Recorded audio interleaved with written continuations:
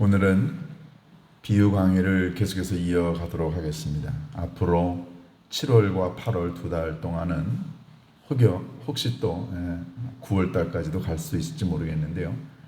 여러분과 함께 계속해서 이 비유를 통해서 우리들에게 들려주신 하나님의 말씀을 듣고자 합니다. 오늘은 은열문화 비유라고 하는 예수님이 하신 비유를 가지고 한 두세 번에 나눠서 이 비유의 의미를 좀 듣고 싶습니다.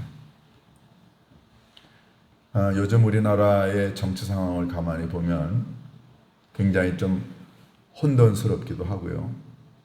한편으로 보면은 점점 제 자리를 잡아가고 있는 것 같아서 정치 발전이 이루어지는 것 아닌가 하는 그런 희망적인 생각을 갖기도 합니다.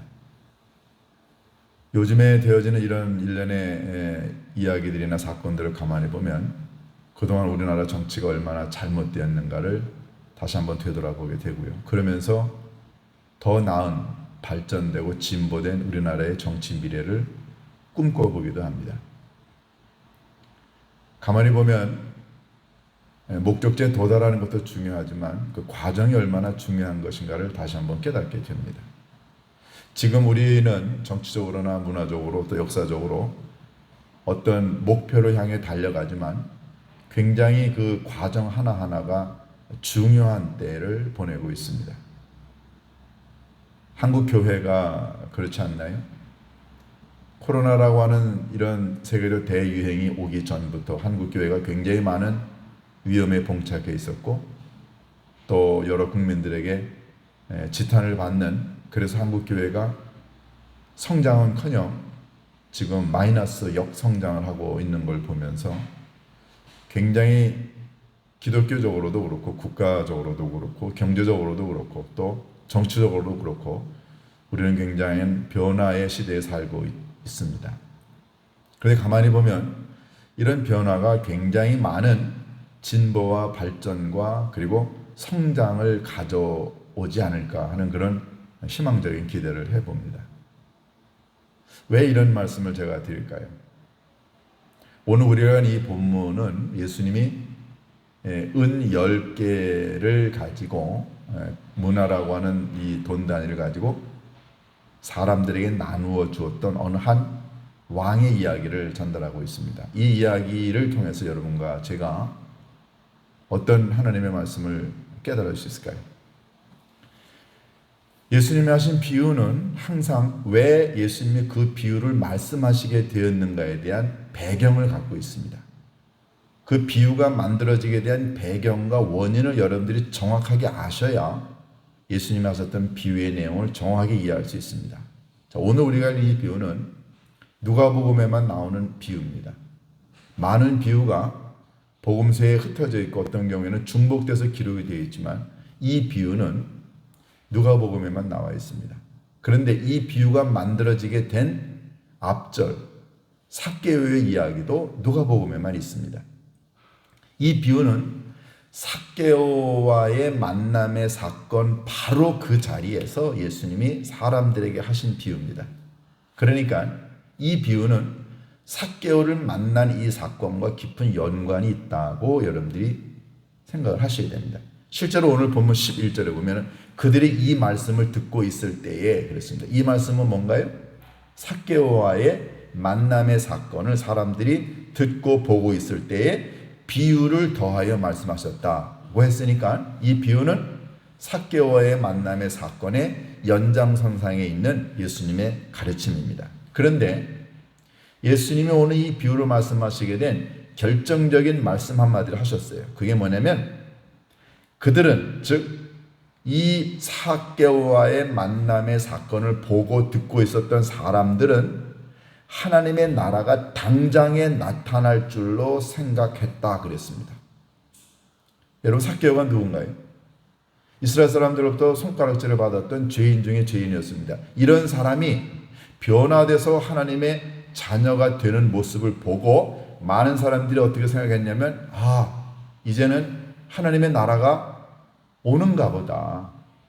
사람들은 그렇게 생각했습니다. 그러니까 지금 당장 여기에서 하나님의 나라가 임할 거라고 생각하고 있는 사람들에게 예수님이 그렇지 않아 라고 생각하시면서 이 비유를 말씀하신 거예요. 그러니까 이 비유는 삭개오와의 만남의 사건이 가지고 온 어떤 분위기, 즉 삭개오처럼 죄인이 구원받는 걸 보니까 예수님을 통해 이 땅에 하나님의 나라가 구체적으로 지금 여기에서 이루어지는구나 라고 오해하고 있는 사람들에게 그들의 생각이 잘못됐다고 하는 것을 가르쳐 주시려고 이 비유를 말씀하신 겁니다.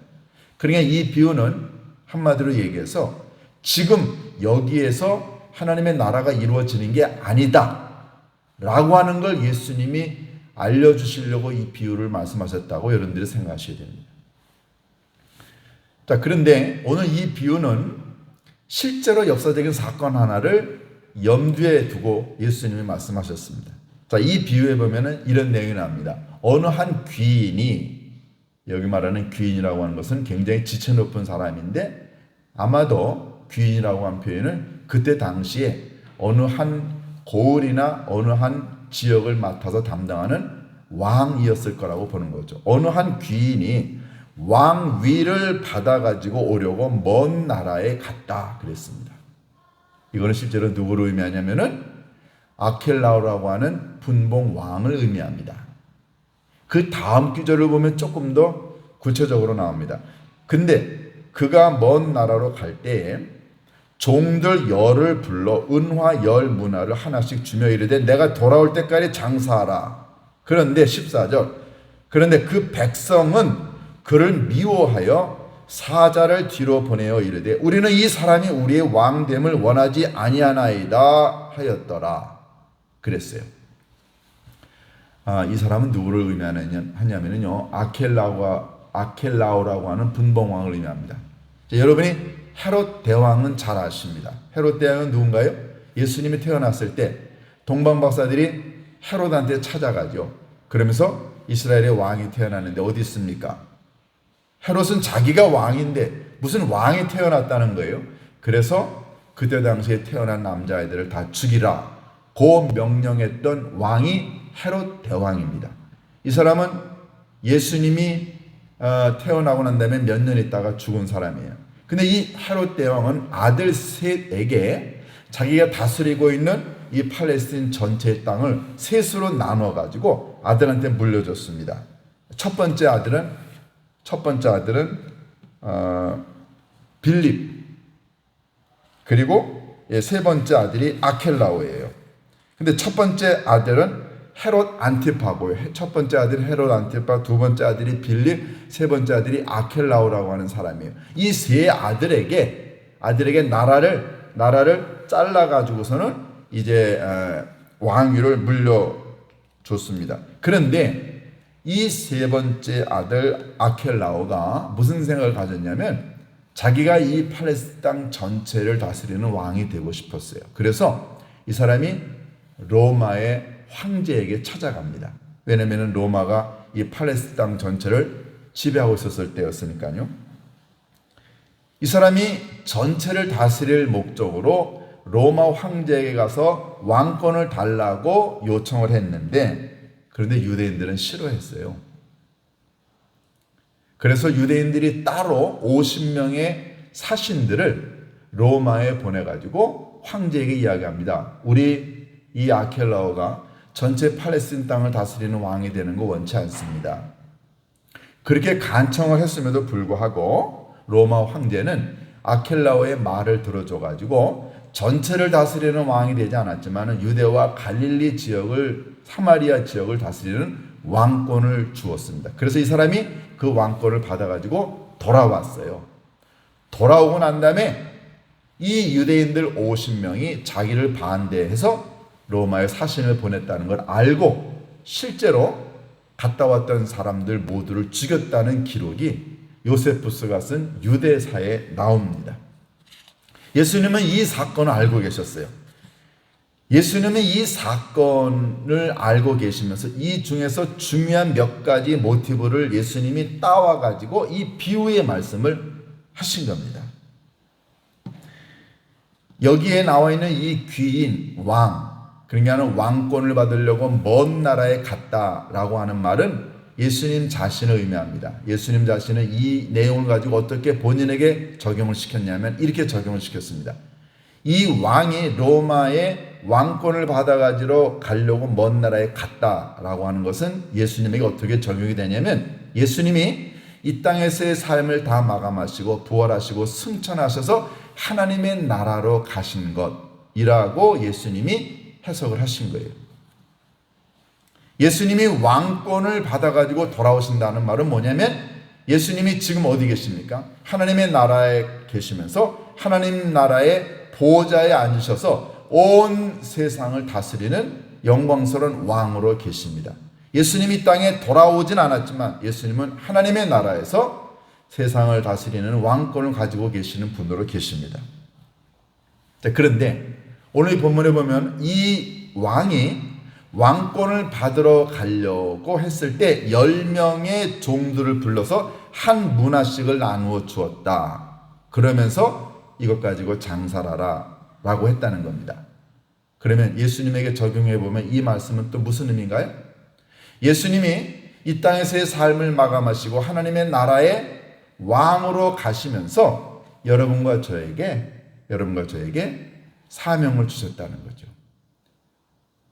여러분과 저에게 하나님의 나라 건설을 이루라고 우리 모두에게 사명을 주셨다는 게 바로 이 논리입니다.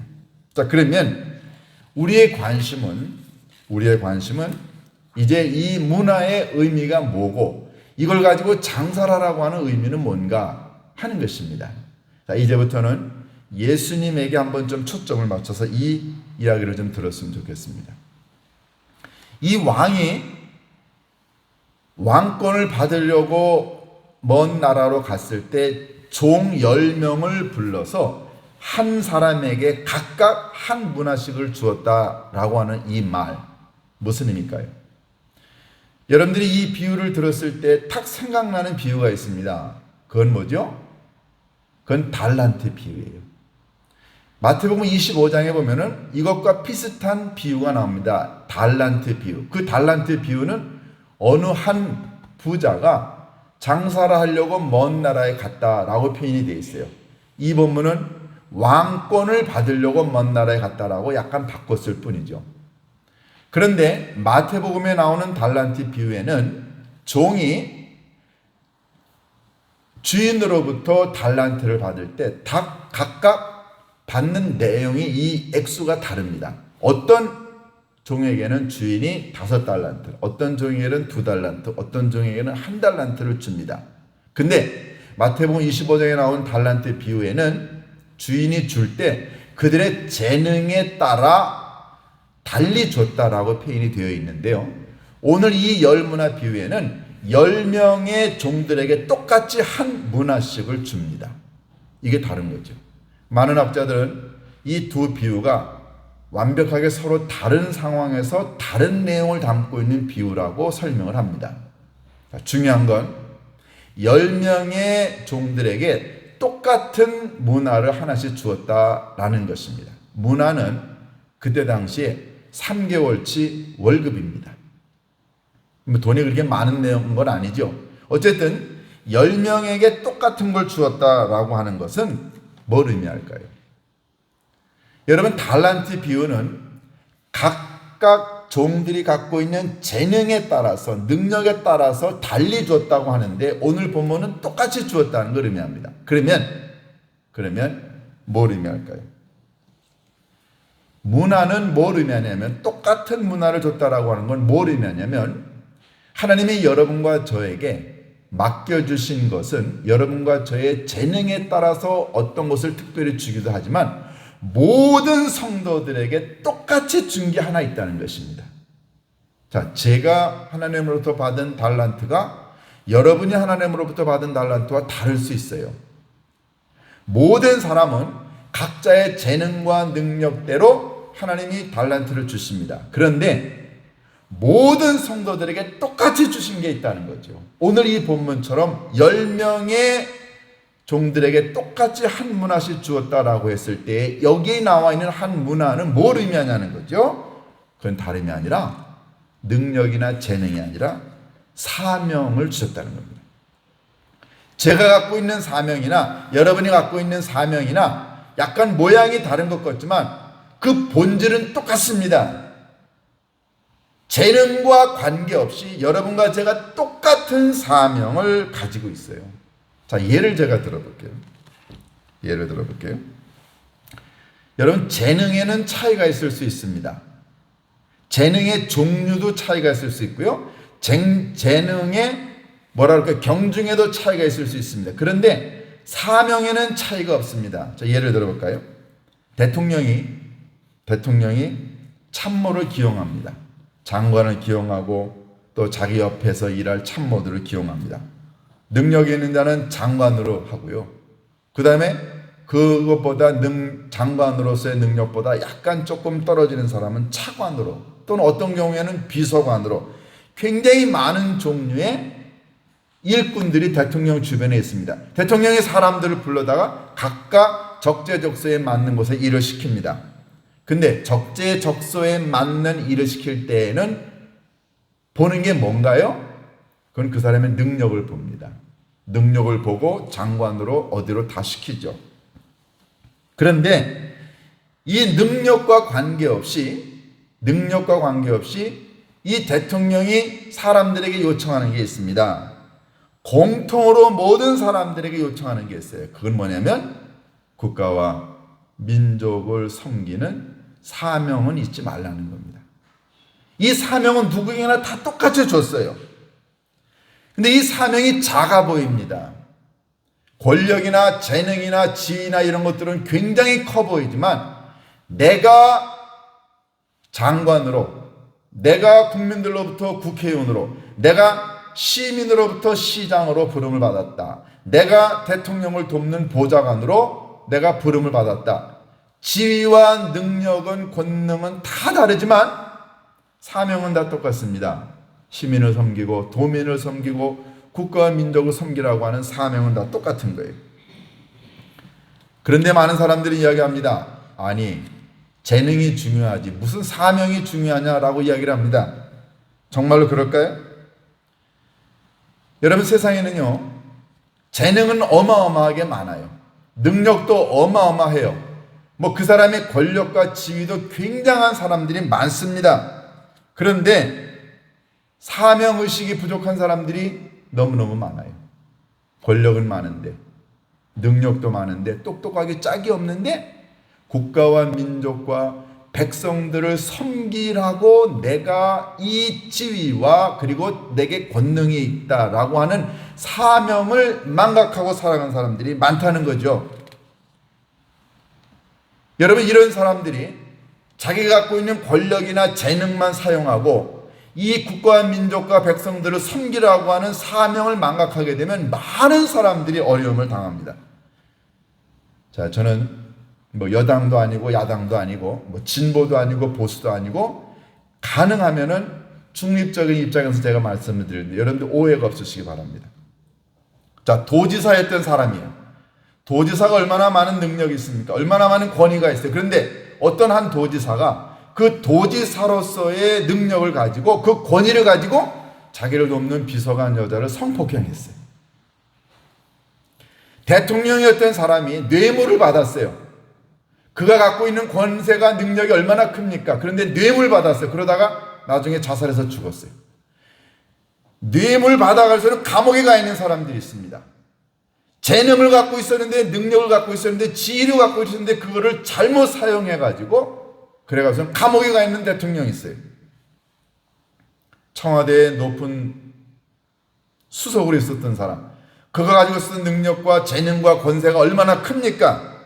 그런데 이 모든 것들을 재능과 권세를 이용은 했지 그 자리에가 갖고 있는 사명은 망각한 채 그런 자리를 이용해 가지고서는 자녀들 스펙 쌓아주기 위해서 얼마나 많은 잘못된 일을 행했나요? 아버지가 교사합니다. 그런데 자기 딸들 공부 잘하게 하려고 시험지 빼돌려 가지고서는 미리 딸들한테 줘가지고 딸들이 그것 갖고 공부해서 성적이 올라갔어요. 여러분, 가만히 보세요. 사람들이 갖고 있는 지위나 권세나 능력이나 여러분 권력들, 이 모든 것들이 얼마나 중요합니까? 그러나 이거보다 더 중요한 건 사명입니다. 사명. 내가 왜 그 자리에 있는가? 국민이 사람들을 도지사로 뽑았을 때에는, 시장으로 뽑았을 때에는 그 어마어마한 지위를 이용해 가지고 부하 직원들 성추행하고 성폭행하라고 준 거 아닙니다. 귀한 높은 지위와 권세를 주었을 때는 국가와 국민이, 대통령이, 시민이 그를 믿어서 준 거예요. 그를 신뢰해서 준 겁니다. 당신이 갖고 있는 그 지위와 권력을 가지고 국가와 민족과 도와 시를 발전시키라고 준 거죠. 여러분, 사람들이 사명에 사로잡혀서 살아가게 되면 권력을 선하게 사용합니다. 그런데 사람들이 사명을 잊게 되면 그 권력과 지위와 능력을 가지고 사리사욕을 채우는 데 사용을 합니다. 국민들이, 그리고 시민들이, 도민들이 누군가에게 권력을 주고 지위를 주고 재능을 주고 지위를 줬을 때는 믿어서 준 거예요. 신뢰를 해서 준 겁니다. 예수님께서 하나님의 나라로 가시면서 10명인 종, 여러분과 저죠. 우리에게 하나하나의 한 달란트 똑같은 걸 다 줬어요. 이 문화를 줬어요. 그것은 여러분과 제게는 똑같은 사명이 있다는 거죠. 그러면 예수님이 여러분과 제게 주신 사명은 뭘까요? 그 사명은 다름이 아니라 빛과 소금이 되라는 사명입니다. 제가 하는 일이 다르고 여러분이 하는 일이 다르고 모든 성도들이 받은 달란트나 재능이나 권능이나 이런 건 다 다를 수 있지만 우리는 똑같이 받은 것 있습니다. 그것은 하나님의 자녀로서 빛과 소금이 되고 복음을 전파하는 이 근본적인 미션은, 사명은 잊지 말라는 거예요. 그럼 이걸 왜 주셨을까요? 여러분과 저를 믿어서 준 겁니다. 여러분과 저를 신뢰해서 하나님이 주신 거예요. 도민들이 이 사람을 도지사로 뽑았을 때에는 당신이 갖고 있는 지위나 권력이나 능력을 이용해서 우리 도민의 발전과 도의 발전을 위해서 믿어서 준 거죠. 그것 가지고 그 위력으로 부하 직원들 성폭행하라고, 시민들 성폭행하라고 준 거 아닙니다. 믿어서 줬는데 예수님이 하나님의 나라로 가시면서 여러분과 저에게 이 중요한 미션을, 이 사명을 주셨다는 거죠. 그 이유는 여러분과 저를 믿어서 주신 거예요. 예수님 이 땅에서의 삶을 마감하시고 승천하실 때 11명의 제자들에게 귀한 사명을 맡기셨습니다. 그 11명의 면면을 보세요. 12 중에 하나는 예수님 팔아넘기고 자살해서 죽었습니다. 그 11명도 별반 다를 게 없어요. 수제자라고 하는 작자도 예수님을 부인하고 도망가지 않았나요? 이게 제자입니까? 11명 다 똑같은 사람들이에요. 다 부족하기 짝이 없습니다. 그런데도 예수님은 이 형편없는 자들, 그래도 예수님 믿으셨어요. 여러분과 제가 하나님 보시기에 너무너무 부족하고 보잘것없는 사람들이지만 그래도 여러분과 저를 믿으셔서 우리들에게 사명을 주시지 않았나요? 믿어주는 것, 신뢰해 주는 것, 이것은 우리가 갖고 있는 능력과 재능과 지위보다 훨씬 더 의미가 있는 것입니다. 부모님이 나를 믿어준다. 여러분, 이게 얼마나 아름다운 얘기인가요? 부모님이 내가 능력이 좀 부족해, 내가 좀 재능이 별로 없어, 공부도 잘 못해, 내가 돈도 잘 못 벌어, 여러 가지 면에 내가 부족해. 그렇지만 부모님은 나의 능력과 재능을 보지 않고 나를 하나의 인간으로, 자식으로 믿어주고 신뢰해 준다는 것, 여러분, 이거보다 더 중요한 게 어딨나요?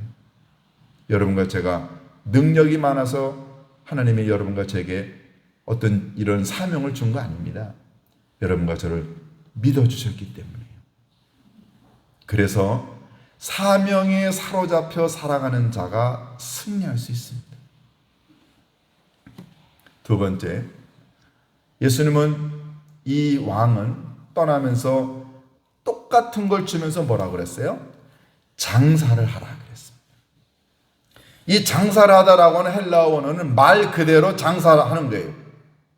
여러분과 제게 예수님이 하나님의 나라로 승천하시면서 우리에게 귀한 사명을 주셨어요. 복음을 전파해라. 내가 나가서 소금과 빛의 역할을 감당해라. 이 어두운 세상을 좀 바꿔라 라고 하는 이 공통의 사명, 이걸 예수님은 장사를 하라라고 표현하셨어요. 장사를 하는 이유는 뭡니까? 이걸 이득을 남기라는 거죠. 여러분과 제가 하나님으로부터 이 사명을 받았다고 한다면 이 사명을 잘 사용을 해서 사명이 빛나게 해야죠. 여러분, 사람들이 이 사명을 사용하는데, 다루는 데 있어서는 세 가지 유형을 보여줍니다. 첫 번째는요, 오용하는 사람들.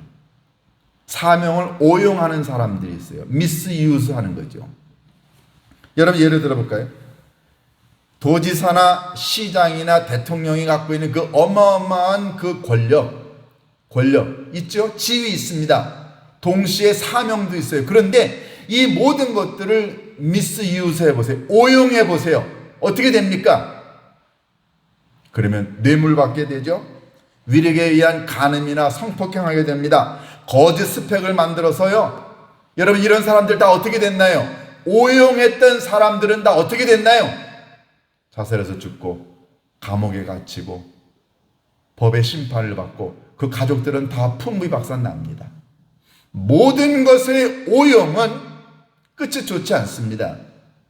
여러분, 이 칼이라고 하는 게, 예를 들어서 조각가가 쓰는 이 끌 같은 거 보세요. 얼마나 예리합니까? 근데 이 조각가의 손에 있는 이 끌이나 칼이, 망치가 여러분 오용이 되게 되면 어떻게 되는 거예요? 잘못 사용되게 되면 어떻게 됩니까? 그것으로 사람을 다치게 하면은 무기가 돼요. 하나님이 여러분과 제게 주신 이 귀한 사명, 빛이 되라, 소금이 되라, 그리고 진실한 그리스도인이 되라. 여러분과 제가 한 사람의 그리스도인으로 부름을 받은 것을 가지고 아름답게 사용해야 되는데 이걸 잘못 사용하는 사람들이 있어요. 분당에 가면은 커다란 교회 하나가 있습니다. 이 교회 유명한 담임 목사님이 며칠 전에 강단에 올라와서는 설교 가운데 이런 얘기를 하셨어요. 우리 교회에 어느 한 유명한 정치인이 나옵니다. 그런데요, 그 사람이요, 우리 교회 교인이라고 그러고 세상에 나가서 떠들어댑니다. 그런데요, 그 사람이요, 10년 전에 우리 교회 딱 한 번 왔어요. 인사하려고. 10년 전에 한 번 우리 교회 와서 인사하고 난 다음에 10년 동안 세상에 나가서 나 그 교회 집사다, 나 그 교회 교인다라고 떠들어댑니다. 그러면서 목사님이 뭐라고 그러는지 아십니까? 그 사람 우리 교회 교인 아닙니다. 자기가 가지고 있는 지위나 권세나 사명을 이용해서, 그래서 정치에 이용하려고, 그래서 나는 기독교인이다, 그래서 기독교인들한테 표를 얻으려고 하는 이런 생각, 이게 다 오용하는 거죠. 두 번째, 사명을 대하는 두 번째는요, 이것은 게을러서 사용하지 않는 거예요. 첫 번째가 오용, 잘못된 사용이라고 한다면, 두 번째는요, 게을러가서는 사용하지 않는 거예요. 하나님이 여러분과 제게 제자라고 하는, 집사라고 하는, 장로, 권사, 목사라고 하는 귀한 사명을 주셨는데 이걸 사용하지 않고 썩히는 사람들이 있다는 거죠. 여러분, 칼이나 끌이나 이런 것들 사용하지 않으면 어떻게 되나요? 녹습니다. 무뎌지게 돼 있어요. 아무 쓸모가 없습니다. 여러분과 제가 정말로 하나님의 종으로 부름받았다고 한다면 적어도 오용은 하지 말아야 되지만 적어도 썩혀서는 안 되지 않나요? 가만히 보면 게으르고 나태한 교인들이 너무 많습니다. 한 번도 기도하지 않고요, 주일날 주님 전에 나와 예배를 드릴 때까지 기도 한 번 하지 않고 성경 한 번 읽지 않고 누군가에게 빛과 소금의 역할을 감당해 본 적도 없고 누군가에게 작은 선을 베풀어 본 적도 없고 그저 아무것도 하지 않는 이 게을러 빠진 사람들. 마지막 세 번째는요, 잘 사용하는 사람들입니다. 첫 번째가 오용이라고 한다면 두 번째는 게을러서 사용하지 않는 거고요, 나머지 세 번째는 잘 사용하는 사람들입니다. 누군가요? 여러분, 조각가가 그 끌을 가지고, 칼을 가지고 잘 사용하게 되면 멋진 작품이 나오게 되어 있어요. 좋은 열매를 늘 맺습니다. 모든 사람들에게 골고루 혜택이 돌아갑니다. 여러분과 제가 정말로 하나님의 일꾼으로서 하나님이 주신 사명에 입각해가지고 그 사명을 잘 활용하고 한다고 한다면 내 가족은 말할 것도 없고요. 내 교회도, 한국 교회도, 내 주위에 있는 사람들도 아름다워지지 않나요? 사랑하는 여러분, 여러분은 어떻게 하나님이 여러분에게 주신 사명을 사용하고 있나요? 오늘 본문에 보면은 하나 가지고 열심히 해서 10개를 남긴 사람이 있었고요. 하나 가지고 열심히 해서 5을 남긴 사람이 있고, 어떤 한 사람은 하나를 가지고 이걸 수건에다 싸가지고서는 둔 사람이 있었어요. 게으르고 나태한 사람이 있죠. 사랑하는 교회 여러분, 여러분과 제가 매일매일 조금씩 이 말씀을 사용해야 되지 않나요? 조금씩 말이라도, 행동이라도, 표정이라도 누군가에게 빛과 소금의 역할을 감당한다고 한다면 여러분과 저는 충성스러운 종이 될 수 있지 않을까요? 여러분, 사명에 사로잡힌 사람은 흔들리지 않습니다. 사람을 움직이는 건 사명입니다.